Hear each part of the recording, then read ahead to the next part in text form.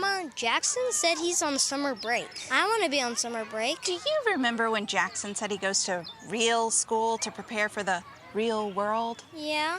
Well, tell Jackson there's no summer break in the real world. Go play. Okay. That's true. Oh my gosh. Did you ever get a summer break, Zan? When did it hit you? And as you moved out of high school to college to the real world, that summer break was something we had fabricated, and Yeah.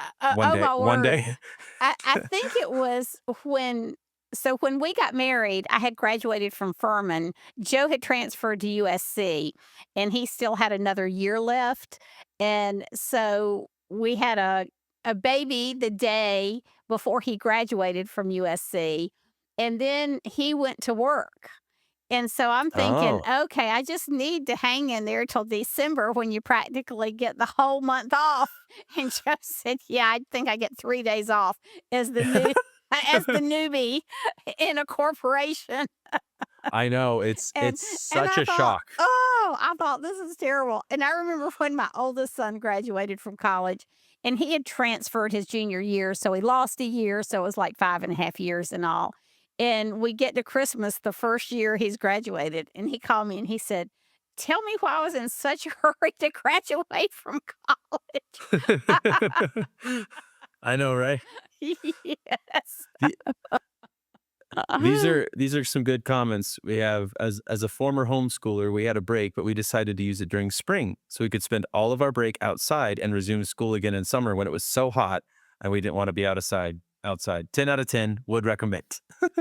Which I'll wait a few more. Maybe in the US there are no summer breaks. Oh, this always comes in with the Europeans. But as a European, I'm going to be enjoying my 4 weeks off of paid vacation time during the summer, which Europeans can greatly enjoy because their mass revenue comes from tourism. And guess who visits Europe and spends all their tourist dollars?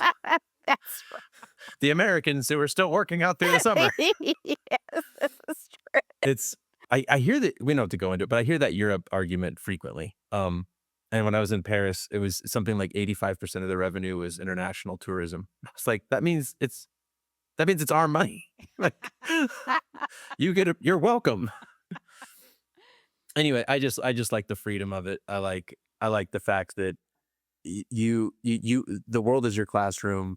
You make it, you get to teach your kids how this is. I think sometimes there's a little bit of a stigma maybe that homeschoolers are hardcore and we're still schooling all the way through summer, but then I think it's important to remember that we throw around the word school a lot, and so we've actually changed the verbiage in our house. We call it academics because we do believe, well, like, everything is school. Like, we're trying to teach you how to Yeah, we're that's trying to right. teach you how to be a leader, Grace, and we're trying to teach you how to be kind to your little sister and make breakfast and then also water the life is school. So what we've switched our verbiage to, okay, if you're going to sit down with some BJU press books, that's academics. Like, we'll call that academics. So, and yes, we'll take some break from academics for a couple weeks in the summer, but you never stop learning.